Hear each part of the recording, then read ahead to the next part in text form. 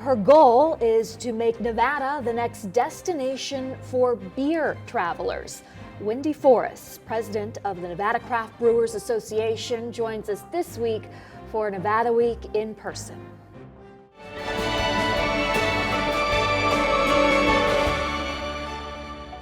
Support for Nevada Week in person is provided by Senator William H. Hernnstedt.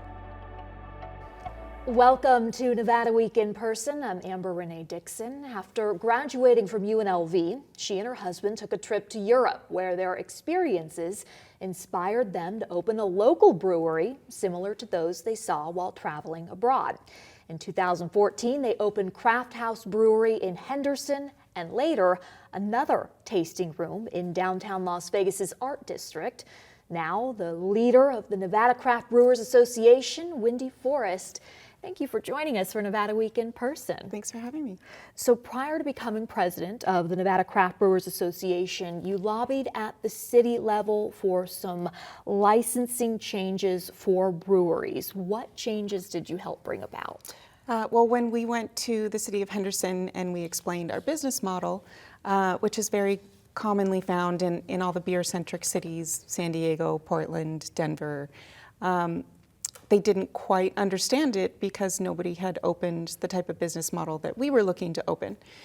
So we could either choose a brewer's license, and that didn't include a tasting room, so that defeated the purpose of us opening Craft House, which was to build a community, or the brew pub license was $60,000, and it automatically came with gaming because it was written for a Station Casino's gaming property in the city of Henderson.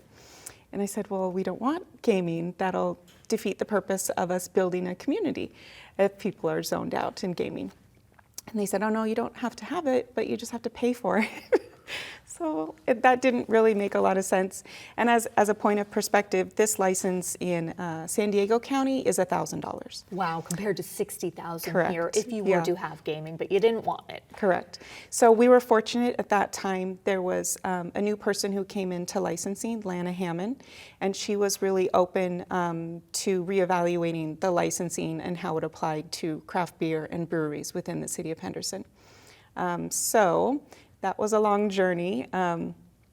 In retrospect, to put our business on hold for, I think it was almost 15 or 16 months that we worked with the city and city council to write new licensing. So we removed Brewpub into non-gaming and reduced that to $10,000. Well, congratulations on that, opening the Thanks. way for other local breweries as well.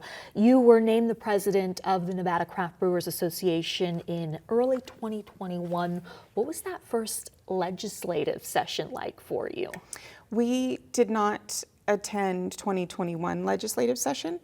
We knew that to be effective in the upcoming legislative season, I think next month it starts, we knew that we had to put in the work and really have a relationship with our legislators, first and foremost, that they know who we are. Second, that we create jobs here in Nevada and we're heavily taxed, and those tax dollars go to our community. And it's not really fair to the legislator to automatically understand our industry when a bill hits the floor and they're not prepared for it. So we had seen bills fall off due to those reasons. So we knew that this was a long game plan. So we've had a lot of FaceTime with the legislators. They're very interested. They want to hear our story. And they love that the craft beer industry is really philanthropic. What are your priorities for this legislative session then, now that you're geared up, ready to go? It's about time that the laws that govern our industry are reflective of our industry and written by our industry. Previously, they've been written by other industries that support ours, and they're more skewed to favor those industries and not ours. So it's about time that we put in the work and that we have a voice that's heard. Give me an example of what you're talking about. My secondary tasting room, I have to buy my own beer back from my distributor at a markup to get my beer 6 miles down the road. Why is that? Because the laws have been written by wholesalers. So wholesalers say that in order for you to sell your own beer, you have to buy it from yourself? Because we don't brew at the second location. We don't manufacture there. Oh, that's kind of complicated. It is. And Nevada is complicated because we're what's called a three-tier system, a non-self-distribute state. So if you would like your product to get outside of your own tasting room and be in market, it needs to go through a distributor, which distributors, we have a great relationship with our distributor, and they allow us access into the gatekeepers on the strip, for instance. We couldn't be able to penetrate the strip on our own. However, when it comes to selling your own product at your own business, it's a little slighted. Yeah, you would think you'd be able to sell the beer that you make at the same location. All right, you've taken this all the way to the DC level. I mean, your lobbying efforts, correct? What were you Yes. able to do there? So our Nevada Craft Brewers Association is under the umbrella of the National Brewers Association. So every year they do a hill climb.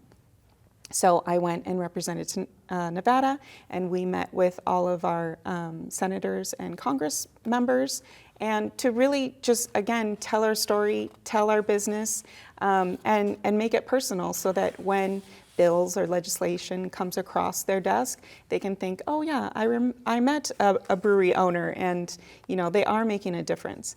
At that time, we were lobbying to reduce our federal excise taxes in comparison to the large macrobreweries, and we were successful. We did reduce those. All right, so you told offthestrip.com, quote, "We have been highlighting that Nevada is poised to become the next beer traveler destination with bringing awareness to our award-winning beers and growing craft beer community," end quote. What constitutes a beer traveler destination? Well, beer traveling has a long history. Ever since the boom of craft beer in the early 90s, people have made their travel plans around what beer-centric places can we go to, what brewery tours can we go to, what beer releases are coming out. If there's an annual release, then they plan their trips around those. And Las Vegas is a worldwide destination. It's very easy for travelers to come in and out. So all that infrastructure is already there waiting for us. And we are turning into a craft beer tourist destination because of the boom of new breweries opening within Las Vegas and Henderson, as well as the breweries up north in Reno and Carson City. When you think about your contributions to allowing those breweries to open, what comes across your mind? I'm proud to do it. And really, that's the ethos of the craft beer industry, is that a rising tide floats all boats. It's really built off camaraderie and making sure that your fellow brewery brother or sister is right along there with you. Okay, so you need to have everybody in together to actually make it a beer traveler destination. Women in the craft beer industry, how prevalent are they? So the craft beer industry has been working toward equity, and it's no secret that the craft beer industry is a male-dominated industry. But it is changing. We have head brewers, we have brewery production staff, we have brewery owners. Any piece within the industry, there are women who are doing a fantastic job. So how do you go about increasing their presence? First and foremost, by having a voice. And second is education. So we've partnered with UNLV with their hospitality program, and it's a way to expose those students who may not think that a craft brewery is in hospitality, but we are hospitality. And also education for STEM for females, so that they can go into the brewing side of it and know science. Oh, that's really cool. For viewers who are saying, I don't really know what craft beer is, what would you say? Well, craft beer, there's 3 designations for us to be considered craft beer. You have to be small, independent, and traditional. So small is under a certain amount of barrels that we produce annually. Traditional means that we use all malted barley. And and we're independent. We're not owned by more than 20% of another larger corporation. Okay, so that's where it starts. And for someone who wants to get started in experiencing craft beer and who may feel a little bit timid about it, what would you suggest? Go to your local brewery. We love to guide people. We love to have them experience new flavors, and we love to have them find something new.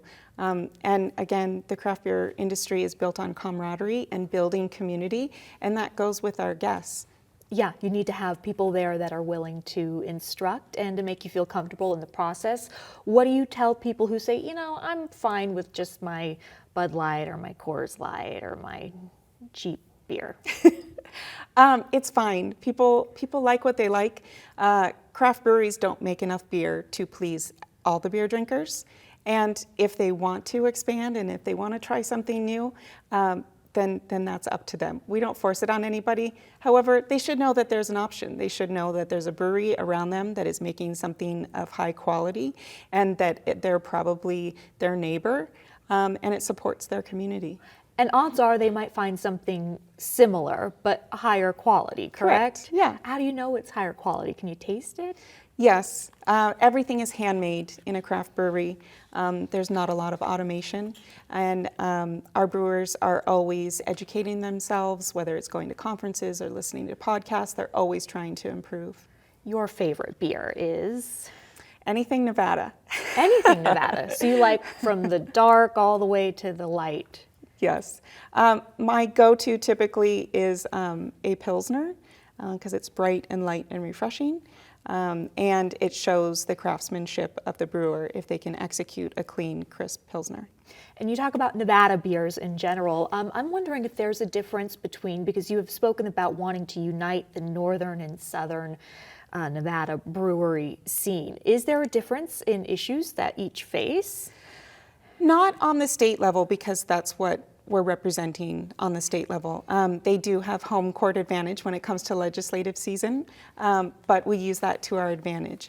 A lot of legislators, they like to visit the tap rooms because they're ingrained in the community. So that definitely works to our advantage. So that might be where you do some of your lobbying this upcoming session at some of Absolutely. those breweries. We have talked a lot about beer, which when consumed can sometimes lead to dancing. And you have quite the background in dancing. Your career roots are in dancing.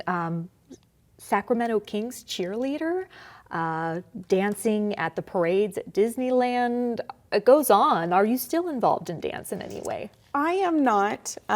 I still love it, and I still love that I'm surrounded by creative entertainers in Las Vegas, and that's what brought me to UNLV. Was the degree is, even though I graduated from the hospitality school, my emphasis is in entertainment management.